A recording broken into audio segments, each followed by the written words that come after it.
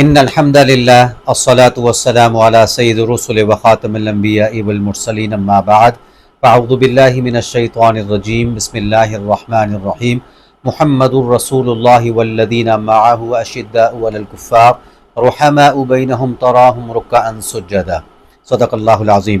سامعین محترم، آپ حضرات کے سامنے اللہ رب العزت کی لاریب کتاب ہدایت کتاب مقدس میں سے سورہ الفتح کے آخری رکوع کی آخری آیات کو تلاوت کیا ہے۔ ماہ مقدس ذی الحجہ کا مہینہ جاری ہے اور اس ماہ کی 18 تاریخ کو حضور علیہ الصلاۃ والسلام کے بہت ہی پیارے قریبی رفیق ساتھی دوست اور دوہرے داماد حضرت عثمان بن عفان رضی اللہ تعالیٰ عنہ کی یوم شہادت ہے۔ تو اسی حوالے سے آج کی گفتگو ان کی شہادت کو اور مقام کو بیان کرنے کے حوالے سے جاری ہے۔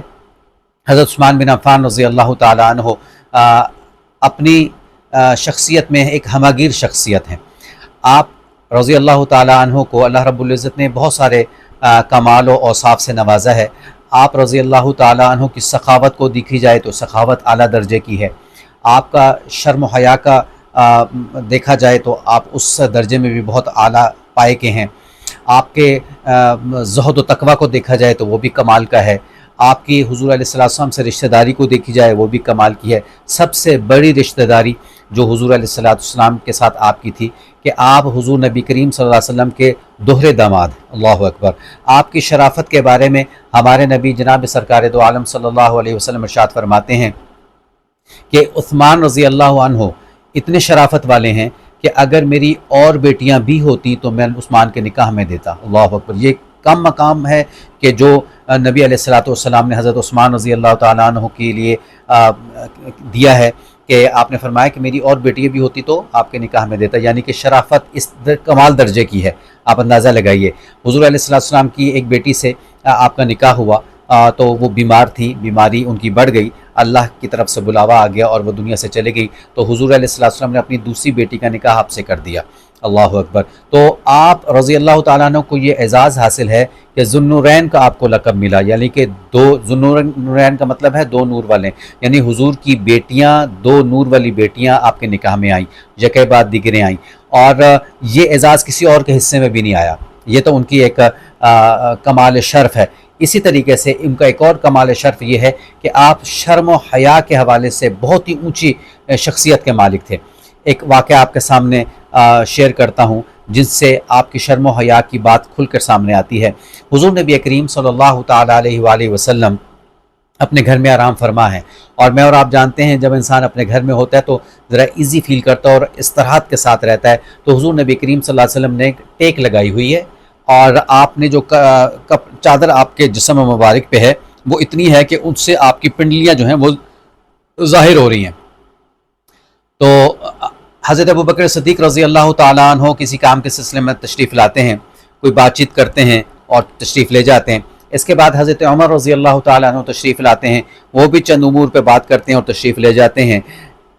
اس کے بعد حضرت عثمان رضی اللہ تعالیٰ عنہ جب تشریف لائے تو آپ نے توقف فرمایا، آپ علیہ السلام نے اپنی جو ٹیک لگی ہوئی تھی اس کو ختم کیا، اور جو آپ کے جسم مبارک پر کپڑا تھا اس کو آپ نے ڈھانک کر کے اپنی پنڈلیوں کو بھی ڈھک لیا۔ حضرت عثمان رضی اللہ تعالیٰ عنہ تشریف لائے، آپ نے کچھ بات چیت کی اور چلے گئے۔ اچھا، یہ سارا جو منظر ہے وہ پردے میں بیٹھی ہوئی ہماری والدہ ماجدہ حضرت ام المومنین حضرت عائشہ صدیقہ رضی اللہ تعالیٰ عنہ دیکھ رہی ہیں۔ جب عثمان رضی اللہ تعالیٰ عنہ چلے گئے تو آپ تشریف لائیں، حضور پاک صلی اللہ علیہ وسلم سے گفتگو فرمائی، کہنے لگی یا رسول اللہ صلی اللہ علیہ وسلم ایک بات سمجھ میں نہیں آئی، میرے ابا آئے، ابو بکر آئے، آپ اس طرح بیٹھے رہے ٹیک لگا کر، وہ بات چیت کر کے چلے گئے۔ اس کے بعد حضرت عمر رضی اللہ تعالیٰ عنہ تشریف لائے، آپ اسی طرح بیٹھے ٹیک لگائے بیٹھے رہے، بات چیت کی چلی گئی۔ لیکن جب عثمان آئے تو آپ نے اپنی ٹیک کو بھی ختم کیا اور آپ نے اپنے کپڑے سے اپنی پنڈلی کو بھی ڈھک لیا۔ تو اس کی کیا وجہ؟ میں یہ سمجھی کہ شاید آپ یہ عزت ان کو اس لیے دے رہے ہیں کہ وہ آپ کے داماد ہیں، بلکہ دوہرے داماد ہیں، اور ہم اپنے سیٹ اپ میں معاشرے میں دیکھتے ہیں کہ جو داماد ہے اس کو ویسی رسپیکٹ دی جاتی ہے۔ تو کہنے لگیں کہ میں یہ سمجھی کہ آپ یہ رسپیکٹ اس وجہ سے ان کو دے رہے ہیں۔ تو میرے اور آپ کے آقا جناب محمد مصطفیٰ صلی اللہ علیہ وسلم ارشاد فرماتے ہیں نہیں عائشہ، ایسی بات نہیں ہے، بلکہ بات یہ ہے کہ عثمان تو وہ شخصیت ہیں کہ جن سے اللہ کے ملائکہ بھی حیا کرتے ہیں، تو میں محمد حیا کیوں نہ کروں۔ اللہ اکبر کبیرہ۔ یہ حضرت عثمان رضی اللہ عنہ کا شان و مقام ہے۔ حضور علیہ السلام کے تمام ہی صحابہ بڑے اعلیٰ درجے کے ہیں، ان کے اوصاف بھی اعلیٰ درجے کے ہیں، اور ہر ایک صحابی جو ہے نبی پاک صلی اللہ علیہ وسلم کا ایک اونچا ستارہ ہے۔ گر چاند ہیں محمد تو ستارے ہیں صحابہ، واللہ ہمیں جان سے پیارے ہیں صحابہ۔ ہر صحابی اپنی اپنی جگہ پہ بہت اونچا مقام رکھتا ہے۔ کسی کے اندر صداقت کی صفت بہت اعلیٰ ہے، کسی کے اندر عدالت کی صفت بہت اعلیٰ ہے، کسی کے اندر سخاوت کی صفت بہت اعلیٰ ہے، کسی کے اندر شرم و حیا کی صفت بہت اعلیٰ ہے، کسی کے اندر شجاعت کی صفت بہت اعلیٰ ہے۔ تو یہ تمام صفات اکٹھی ہو کر جو مجموعہ بنتا ہے ان کو صحابہ کرام کہتے ہیں۔ اللہ تعالیٰ سے دعا ہے کہ اللہ رب العزت ہمیں صحابہ کرام کا سچا اور پکا اور غلام بنائے، ان کے نقش قدم پر چلنے کی توفیق نصیب فرمائے۔ وآخر دعوانا الحمد للہ رب العالمین۔